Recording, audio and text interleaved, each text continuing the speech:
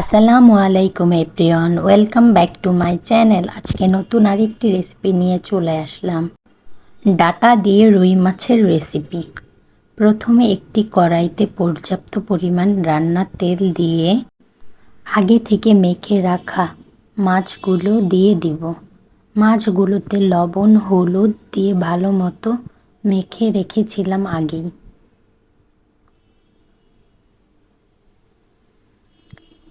মাছগুলো একটু কড়া করে ভেজে নিয়ে তুলে নিব। একই তেলে কিছু পরিমাণ পেঁয়াজ কুচি দিয়ে দিব, দিয়ে ভালো মতো ভেজে নিব। পেঁয়াজগুলো ব্রাউন কালার আসা পর্যন্ত অপেক্ষা করব। পেঁয়াজগুলো ভাজা হয়ে গেলে একটু পানি দিয়ে দিব মশলা কষানোর জন্য।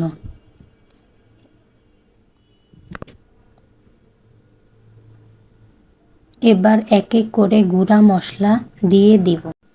হাফ চামচ হলুদের গুঁড়া, হাফ চামচ লাল মরিচের গুঁড়া,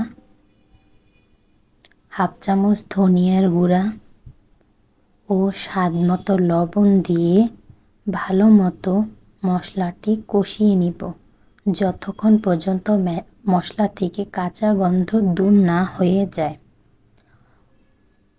মশলা থেকে তেল ভেসে আসলে আগে থেকে ধুয়ে রাখা ডাটা ও আলুগুলো দিয়ে দিব, দিয়ে মশলার সাথে ভালো মতো কষিয়ে নিব। একটু সময় নিয়ে একটু পানি দিয়ে কষাতে দিয়ে দিব, একটি ঢাকনা দিয়ে ঢেকে। 5 মিনিট পরে ঢাকনা তুলে দেখব ডাটা ও আলু থেকে পানি ছেড়ে দিয়েছে। সেই পানি দিয়ে ভালো মতো ডাটা ও আলু ভালো মতো কষিয়ে নিব সিদ্ধ হওয়া আগ পর্যন্ত।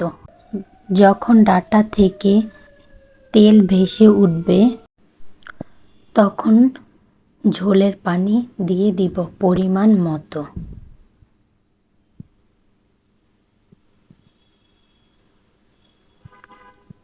ঝোলের পানি দেওয়া হয়ে গেলে অপেক্ষা করব বলক আসার জন্য। যখন তরকারিতে বলক চলে আসবে তখন ভেজে রাখা মাছগুলো এক এক করে দিয়ে দিব।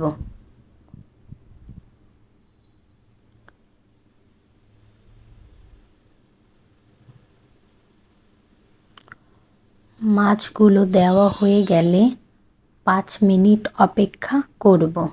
5 মিনিট পরে কিছু কাঁচামরিচ দিয়ে তরকারিটি তুলে নিব। হয়ে গেল আমার ডাটা দিয়ে রুই মাছের তরকারি। আজকের ভিডিওটি দেখার জন্য সবাইকে ধন্যবাদ। ভিডিওটি ভালো লাগলে লাইক, কমেন্ট ও শেয়ার করে পাশে থাকবেন।